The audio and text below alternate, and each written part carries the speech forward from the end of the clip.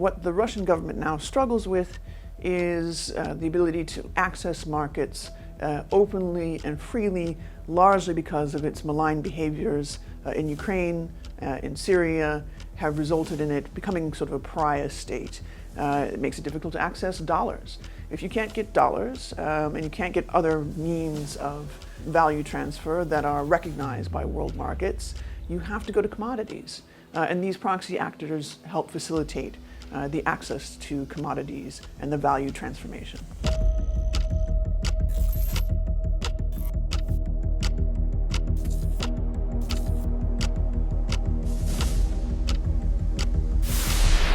What we've seen over the last decade since the start of the Arab Spring and the collapse of the Gaddafi regime is states competing against each other for control over natural resources in Libya, and obviously oil and gas being the two big part of the interest there. You kind of have to look at the interests of Russia, France, to some degree. You have to look at the interests of the United States, but also, most importantly, the Gulf states and also Turkey.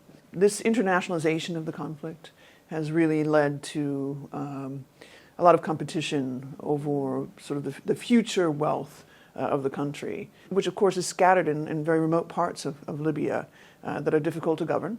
And so proxy actors like the Wagner Group assist with that governance. We usually think of transnational organized crimes groups as not having a formal structure. In the case of Wagner, you're really looking at a genuine paramilitary that has a full structure that really looks like a brigade almost. So that would be about 5,000 people. They have assault detachments, and those have commanders.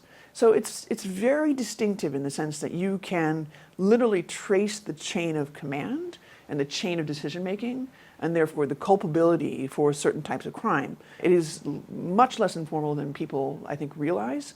And in fact, the center of it backs all the way into the Ministry of Defense back in Moscow.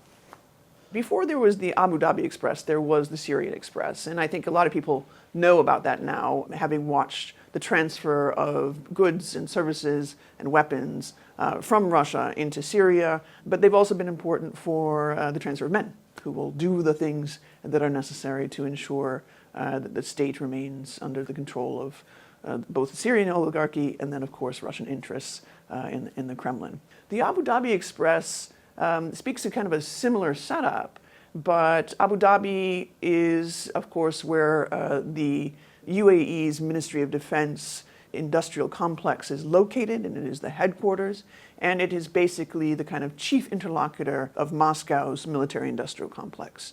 And so there, the relationship between Rostec, Russia's largest arms purveyor, and the local defense industrial complex in Abu Dhabi is critically important to the Wagner Group's logistical operations. And in fact, really, in some ways, the raison d'etre for the Wagner Group is simply to ensure that military technical cooperation between the UAE and Russia is not disturbed in any way, and that the UAE's interests, particularly in Africa, manage to remain stable. And so that is to say, the transfer of weapons from Russia into Abu Dhabi and then down to Libya is kind of part and parcel of an overall synergy between two countries, the UAE and Russia, that are deeply invested in the continuation of fossil fuel extraction, that are critical to the value transformation